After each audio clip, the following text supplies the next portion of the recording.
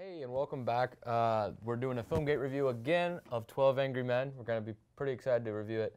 We're doing an older classic. I believe this is like what, number 5 on IMDb? Top 250? It's up there. Like 5 or 6 or something like that. Something around something. I think number 3 actually. Number 3. Yeah, yeah. One of these cool things about this movie is like it just keeps going. You know what I mean? Like it's like it doesn't, like everyone who sees it is able to relate it. Like, why do you think that is? Something that I think I'll talk about later is just I consider this film personally to be one of those absolutely timeless films that you can apply it to any point in either America's history or honestly any country at any point in time. Just taking a story like this and applying it there, it would perfectly match because the issues that are brought up in this film have been issues that have affected every single country and every single time period. I'd like to talk about that more later, but first of all, talk about some of the things you're thinking about. Yeah, so like I think one of the coolest parts about this film, and one of the reasons why it works so well and why like everybody's kind of like learned to, we watch as it's pulled in. Well, first off, we read it as like a play in the 7th grade, and so we all had a different character. And I was number 11. I was the juror number 11. Yeah, that's right. And I remember as we like read through this play, we would stop and we'd talk about it, and we'd be like, do we think what's going on is just? Do we think he's fair? Do we think that he's innocent? Do we think he's guilty? And I remember like being really pulled in by it, and then we keep reading, and we'd keep like reading these parts. I remember being like just super like immersed into it, and just not knowing like who's right and what the value of a human is, and like it was like this really like concrete dialogue that like really allowed you to explore like a lot of different aspects of the value of justice and the value of being a human, and that's just like the ultimate story to tell. I think the reason why it works so well is because it is a story about characters. It's not a story about a world.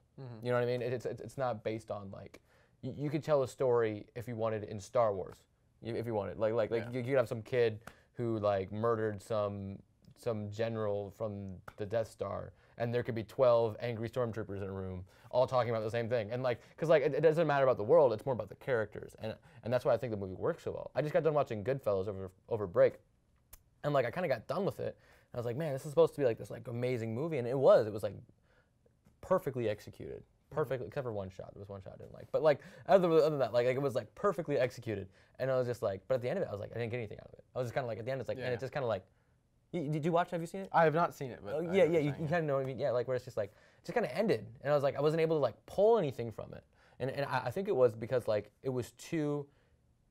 I think it was because it was about a world. I had to like have an appreciation and like an understanding of the gangster world in order to get like a really like good experience out of it, and it was less about like the character and more about the world of the gangster, and so like and that's why I think 12 Angry Men works, is because like it's about people, it's about humans. I mean like the whole thing, well at first like what do you think of it? Like I know you kind of have like an unscripted eye sometimes, so like what do you think of it? Well, going off my profession, which is visual effects, and looking at it, this movie definitely does not have any. Which generally, when I look at movies, I look at their visual effects, I look at how well they create the world, how they make you get immersed in it.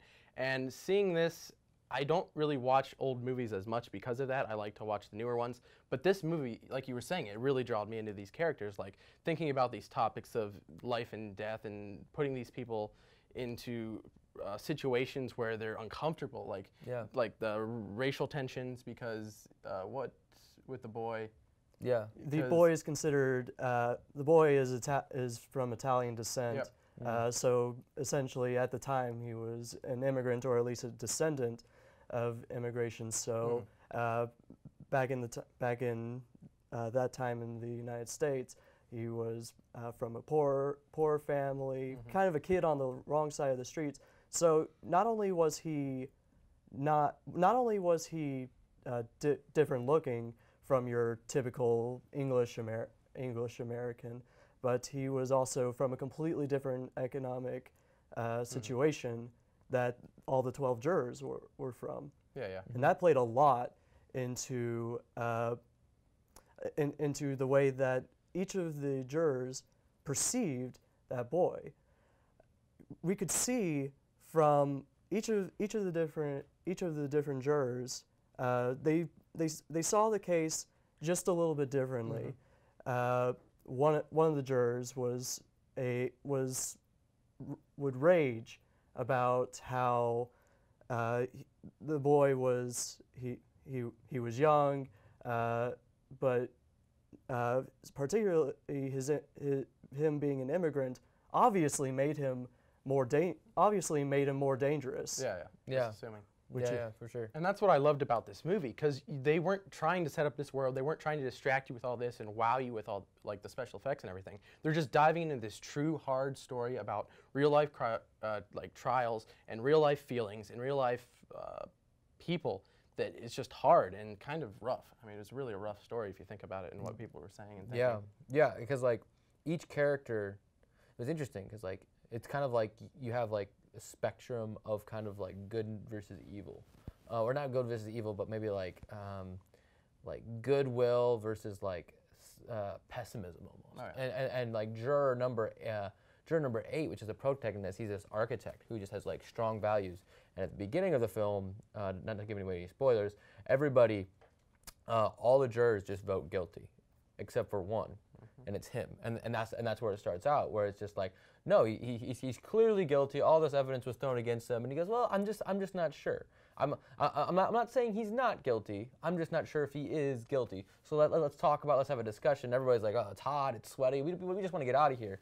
And so there's this one good-willed person, and the whole story kind of talks about how like one good action that can actually carry a long way. And then you have the other side of the spectrum, which is just pulling towards pessimism, which is I think it's juror number 3 or 5. Juror number 3, played by Lee J. Cobb, one of my favorite performances in any movie. For sure, yeah, for sure.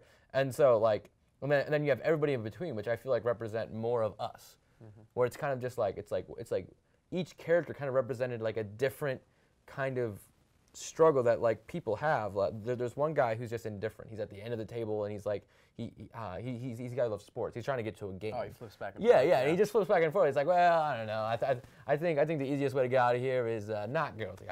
I think not guilty. And so he just flips just to get out of it. And so he doesn't care. And like everybody has these different personalities and these different characters and different motivations for doing things, and it just like explores kind of like what's in a human. Like I don't know how else to describe it. Like it just kind of explores like those different like tendencies we have towards like good and bad and justice and injustice, and just like it's really kind of fascinating. Like you could talk about like the intricacies of like people and the way the camera works, but yeah, I don't know. It's interesting. All right, I think to kind of get a full idea about what makes this film, what these characters are all about, and to tie this back into the timelessness of this film, I'll talk a little bit about my experience with this film. I watched this film about 5 years ago now, and one of the things I found most interesting, the thing that launched this movie into one of my favorite movies of all time, at first, was how this movie was able to pull me away from the biases that I had,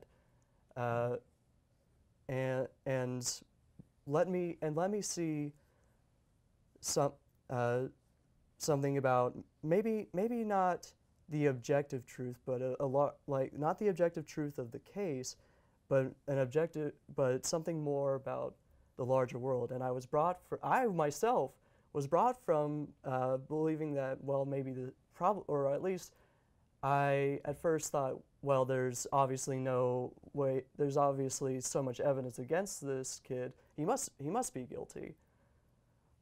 And so as they got along and explored every bit of the case, I found myself almost 3/4 of the way through the movie finding out that I had completely switched sides myself, along with each of the jurors. And I found that fascinating, and I thought, wow, what a great, it almost felt like watching a mystery like, and seeing them point out finding out each of the clues and the contradictions.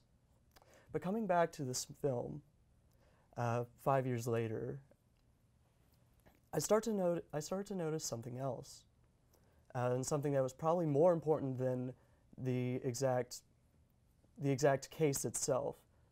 Was exactly about the people. The opening shot to 12 Angry Men looks up a court, and on the top of the court are these words: "The administration of justice is the ultimate form of good." And I probably that's probably paraphrasing it. And I found myself really starting to see that the way that 12 Angry Men sees exactly that, the administration of justice, it shows the corrupt side, the side that shows great bias in terms of racism, in terms of classism,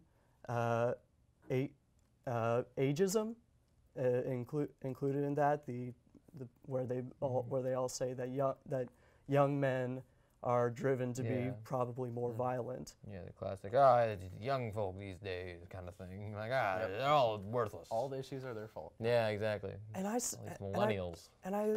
I listened to that, and especially with a lot of issues that have come up in current events, I heard the exact same words in this movie used for well, I call them now excuses, statements against other people, saying that putting other people into generalizations. Yeah. And it becomes so clear that so many people are driven by something that they heard, and a lot in this movie, they hear a lot about the statistics, and that's brought up early in the movie. The statistics of lower class citizens, they'll do more violent crimes. Younger people will do more violent crimes. Immigrants will do more violent crimes. It's all statistics, right? And maybe that's true, but what 12 Angry Men goes to show is that numbers and statistics should not factor into something so personal as to say that this young man is so guilty that you don't even need to give his case a second look. And that's what I believe. That's where I saw juror number 11 coming from. Not saying that he was innocent, just that he was not guilty. And that's honestly the entire. There are two more parts to 12 Angry Men, just in terms of theme. Right, but I'll go through the. I'll try and go through them very quickly because we're running low on time. Yeah, there's more stuff. And it shows that the administration of justice is never perfect. That honestly, you look at everything and see just how mishandled the case was, and how quick to judge this kid. Everyone was. Yeah. If it was not for one person, this boy would have died. Right. Yeah. But you see that here in the real world. You see that today, and it's brought a lot of fear to modern American society. But what 12 Angry Men, I think, also shows is not that the administration of justice is perfect, but it is still the ultimate form of good, because it's not that it will always protect somebody, but that it can protect somebody.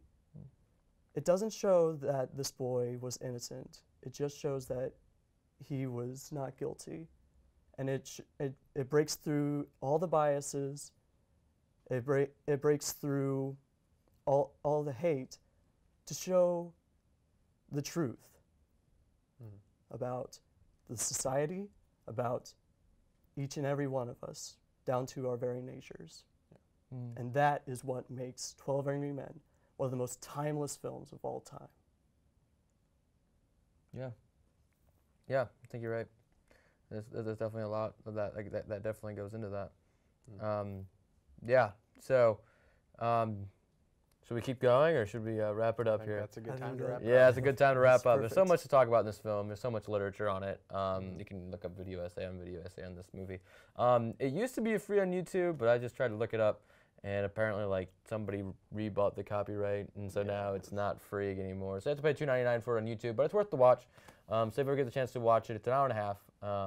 It's a really good picture of kind of the potential good and evil in every one of us, and and kind of the redemptive trait of that. It's just a really redeeming movie. And so yeah, so I would encourage you to go watch it.